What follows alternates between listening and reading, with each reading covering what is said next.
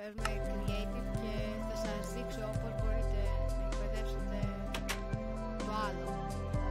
Ένα άλλο. Άμα έχετε βρει άλογα, καταρχάς θα πρέπει να έχετε ένα σάρνι για να μπορείτε να το εκπαιδεύσετε.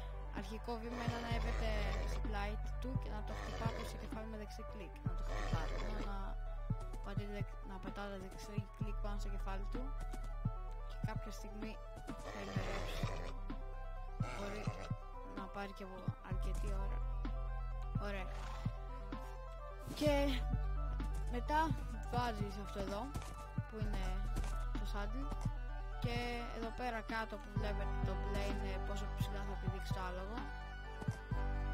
Εδώ. Και λέει τέλος πάντων πόσο ψηλά και τι θα και διάφορα τέτοια του αλόγου. Άμα είμαι και survival που ξεχάσει να παίζω Minecraft που στο γράφουμε. Ωραία. Έχει και ζωή και το άλογο. Δηλαδή άμα καίγεται και τέτοια χάνει ζωή.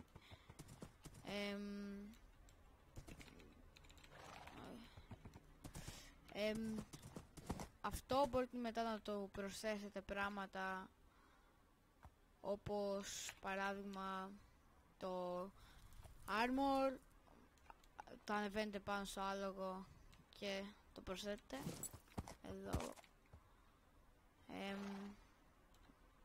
Κατεβαίνετε και έχετε ένα άλλο παράδειγμα, μπορείτε να, για να μην σας φύγει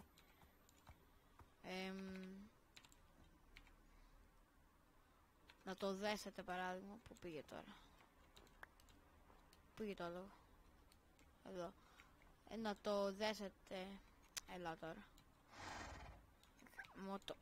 κάτσε εδώ άνθρωπε μου, να το δέσετε για να μην σας φύγει ή μπορείτε ακόμα και να το πάρετε και να όμως τώρα και να σας ακολουθεί.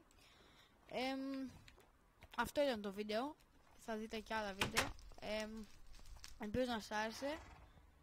Άμα σας άρεσε το βίντεο κάντε subscribe το κανάλι, κάντε like το βίντεο και θα με βοηθήσετε πολύ για να πάει και καλά αυτό το νέο κανάλι. Ευχαριστώ που παρακολουθήσατε το βίντεο. Γεια σας.